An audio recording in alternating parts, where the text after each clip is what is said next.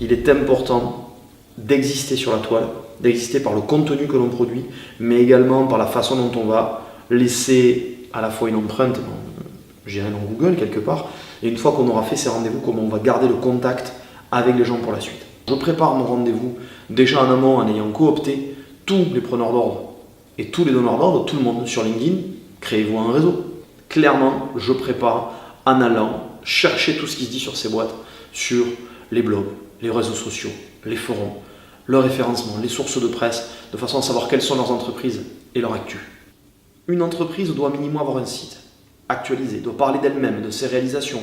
Si ces réalisations sont importantes, de son implication sociale dans la ville par exemple, ou dans la vie de la cité en général. Elle est mécène, elle est sponsor de quelque chose, qu'elle s'en serve pour le faire savoir.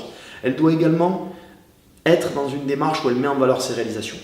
Et à l'heure du numérique aujourd'hui, qu'on soit d'un côté preneur d'ordre ou donneur d'ordre, on va être dans cette intermédiation.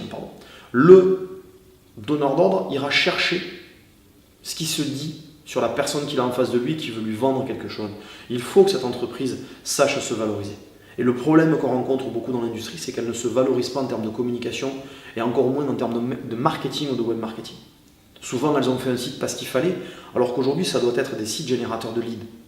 C'est compliqué d'aller chercher des contacts. Profitons de cette opportunité.